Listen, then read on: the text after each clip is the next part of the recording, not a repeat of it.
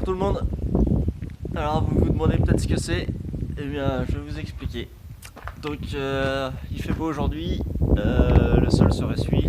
Je suis en train de préparer les semences de prairies multi-espèces que je vais semer je sais pas quand, j'espère qu'on pourra les semer dans de bonnes conditions parce que pour l'instant il y a pas mal d'eau, il va falloir que ça se ressuie et il est temps de semer vu qu'on est rendu fin septembre.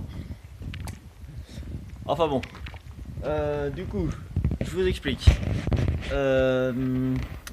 Quand je reçois les semences, il y a une espèce par variété, par sac plutôt. Et du coup, je mélange toutes les variétés pour semer, pour mélanger, pour semer tout d'un coup. Voilà, donc j'ai préparé sur ma feuille le mélange.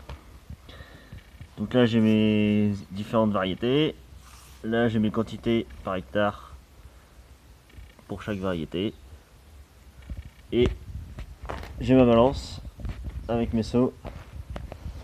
Donc je prends les variétés que je pèse, je les mets dans le godet, je prépare un hectare à la fois à peu près, et je mélange tout ça, et je remets en sac pour mettre dans le dolimbe pour semer au quad derrière.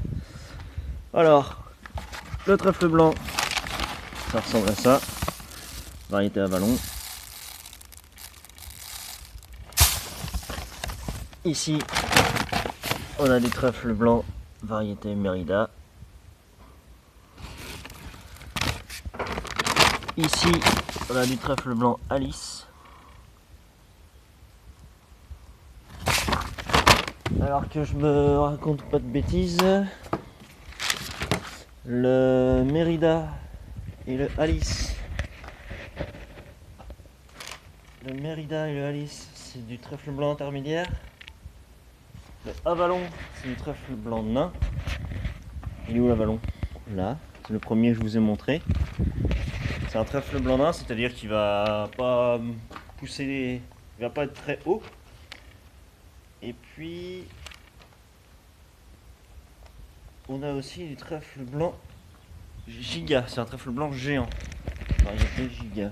Donc lui, il va être plus haut encore que le intermédiaire. Voilà, il ressemble aux autres. Ensuite, je sème du raisin anglais diploïde.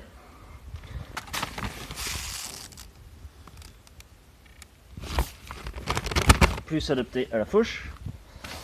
Du raisin anglais tétraploïde. Plus adapté au pâturage. De la fétuque. Variété Barolex. Elle a l'avantage de pousser l'été. Quand il fait chaud, elle pousse un peu, elle résiste un peu mieux à la sécheresse par rapport au raisin anglais. Les trèfles blancs, je vous ai pas dit, eux, en fait, ils captent l'azote de l'air et puis ils poussent en été aussi, quand il fait un peu chaud. Donc, ils sont très intéressants, ils sont vitaux en fait en bio. Les trèfles, ils captent de l'azote de l'air.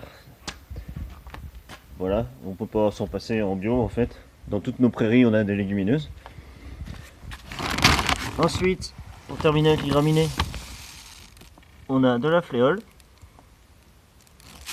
J'en sème 3 kg à l'hectare. Elle me permet d'avoir un foin de qualité. Ensuite, ici, on a du trèfle hybride.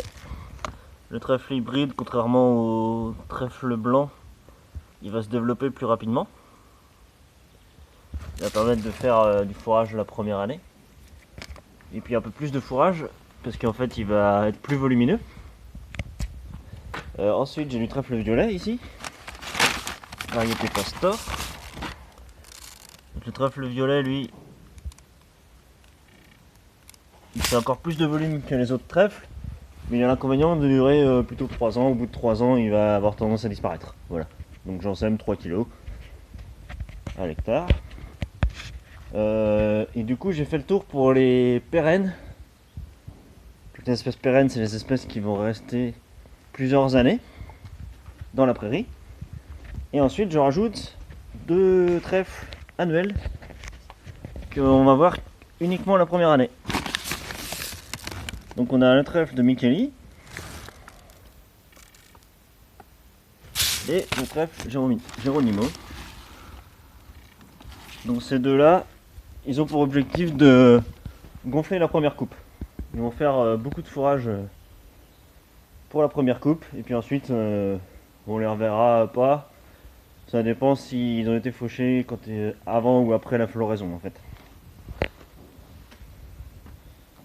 Voilà, je vous ai tout dit. Alors après j'ai de la veste, de l'avoine, du triticale, du pois, de la févrole pour semer sous couvert, pour semer en même temps aussi.